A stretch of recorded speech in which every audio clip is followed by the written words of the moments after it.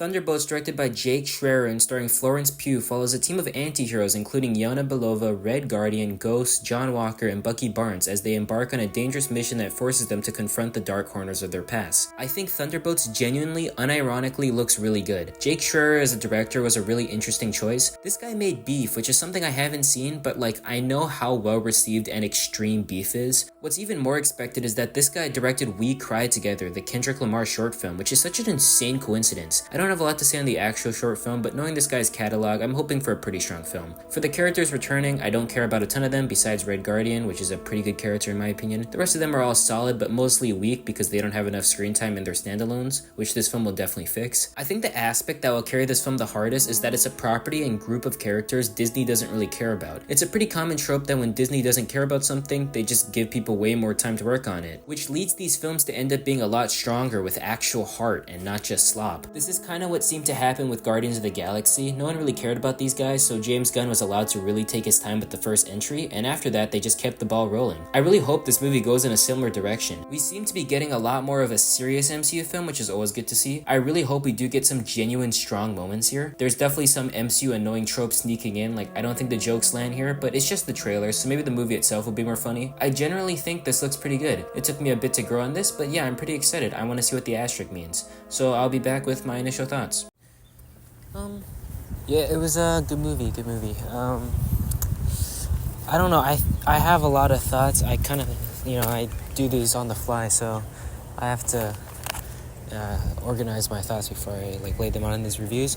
But I think my main takeaway is when Disney actually lets a group of talented people actually have time, they give them time to actually make a full film, and the ideas come out, the jokes land better, the directing is better, the editing is stronger. It's crazy what happens when it's not a property that Disney cares about, or the corporate, not just Disney, but the companies involved. When the companies aren't there and they're looking at the money and they care less, then the films usually end up being better. It's so strange. Obviously there's examples, you have the Avenger films, which are probably in my opinion the best MCU films, but still it's just crazy how much stronger this film is than everything they've made in the last couple years, because this film has a message, it has a coherent it has a strong story, it has very much more fleshed out characters, because these characters have all been in other properties and they were all worse in those properties. Obviously I'll get into it more, but that's just my main takeaway. It's just crazy how I didn't think it was that great, but it's crazy how it's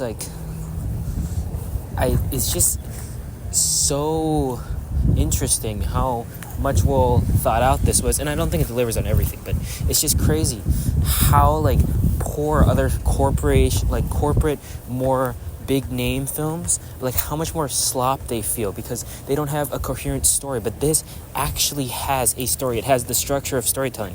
So that's okay. This is going way too long. That's I was trying to get that out because I don't know how I'm going to fit that in the review, and I don't really have anything else to say, but there is a lot of stuff to talk about, and it was a good movie.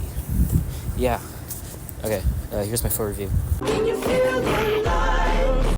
To start off, this movie goes in a much more down-to-earth, realistic tone. Off the bat, the movie already hits you with a lot of dark imagery with a lot of implied self-harming messages. It really showcases that this movie is going to be a lot more serious. Throughout the movie, this just feels very, very realistic. We're obviously following all these random characters throughout other Marvel films, and it feels super realistic seeing where these guys are at after their movies. Most of them are just trying to survive, and practically the entire world has forgotten about them. It's a really strong idea for a film, us getting much more fleshed out ideas for all these characters. It's also just generally good storytelling, having the main villains of other movies be the heroes of this movie. This genuinely feels like a good use of the anti-hero trope because they've all committed horrific acts. I obviously won't spoil it, but the way this movie sets up and uses its main villain feels like a bit of a critique towards Disney by having the perfect character be the main villain of this movie. Though this aspect isn't explored a lot, so maybe it was unintentional. I do really appreciate how these characters are handled though. Their main accomplishment is just saving lives, since in reality they really can't stop any great threats. I really did enjoy how grounded and normal this felt compared to a lot of big budget slop we've been getting.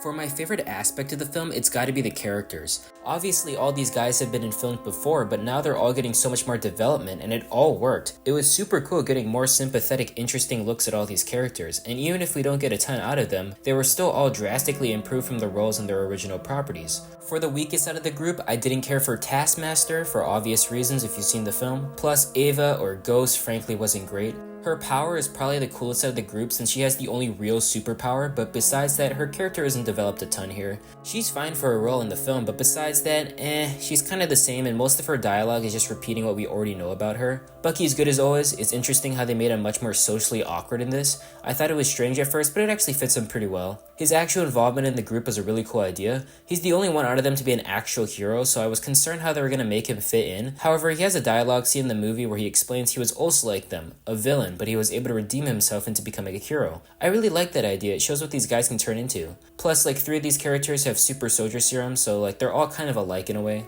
John Walker is also great here. I don't care about Falcon and the Winter Soldier, but one of the best scenes from the show was when Walker murdered someone, thereby destroying his reputation as Captain America.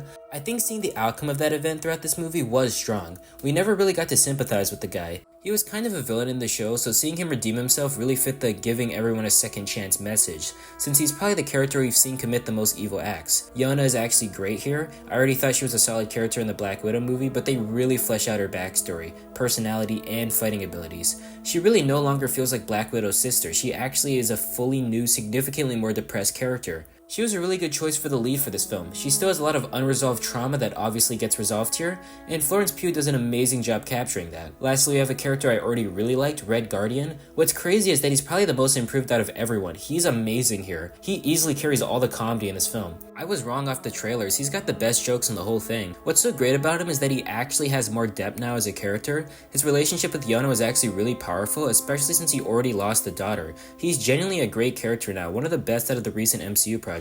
Everyone, besides Taskmaster and Ghost as said before, gets a massive improvement in this movie, and it's easily my favorite part of the whole film. To cover the Thunderbolts themselves as a group, I think they're also great. There's an exposition dump at the start of the film to remind the audience who these guys are, and that usually would come across as annoying, but it felt so natural and well written to the point I forgot I was watching an exposition dump. There is generally just such a strong, down-to-earth relationship between all these guys. The dialogue feels so natural and casual.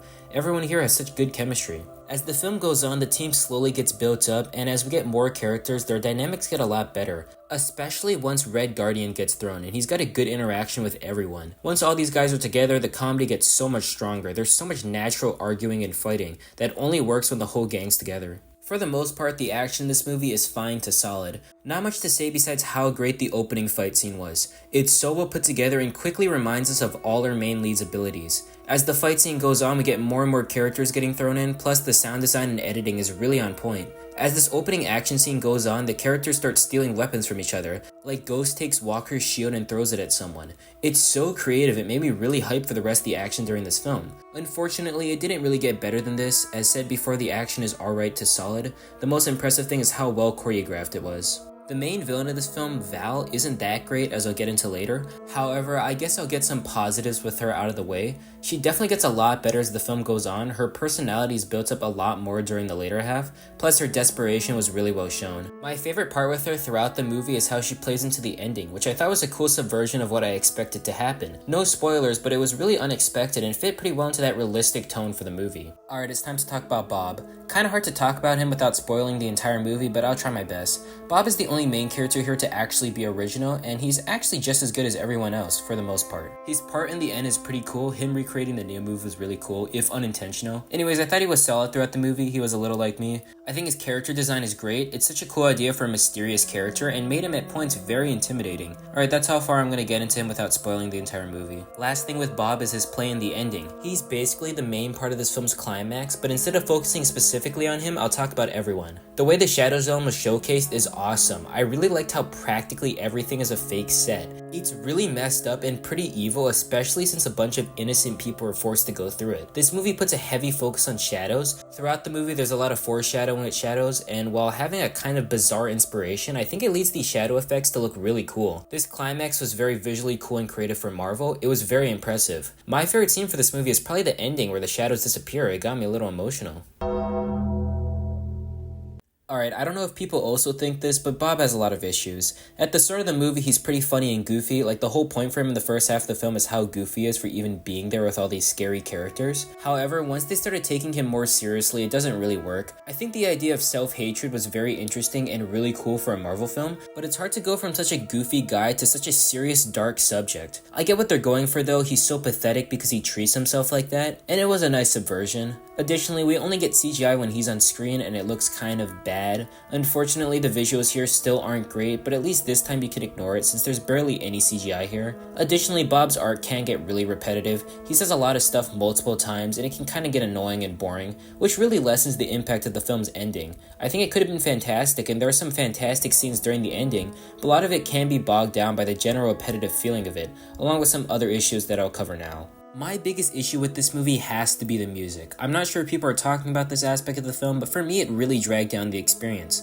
There's a really great scene between Red Garden and Yona at the start of this movie, but it really got dragged down by how corny the music felt. This kind of applies to a lot of really great scenes during the film. They often go from great to good just because of how obnoxious the music can get. This issue also sneaks into the action too. Some really solid action scenes feel off just because of how off the music feels. When Bucky shows up in this film, it felt really corny, and while it might be because some of the dialogue, I think the overdramatic music was the main reason. Like, this score is a mess overall. Sometimes the music will be super great like the ending as mentioned before, but for the most part it just ruins a ton of this movie. Plus there's a lot of sequences where the music is way too loud. Maybe it was just the theater I was at, but there were some scenes where the music was so loud I literally couldn't hear the characters. Genuinely such a mess that really dragged the film down. For more aspects that were messes, let's talk about Val. As said before, in the second half of this film she's pretty good, but for the first half of this film, she's pretty bad. She's very boring and ruins a ton of scenes. Like, something really cool would be going on just to cut back to her doing something lame. Val herself does get better as the film goes on, but her assistant does not. She's like easily the worst character in this movie. She has one great scene between her and Bucky where she says she was a teenager during Infinity War. That was a cool scene and shows how old these characters are now.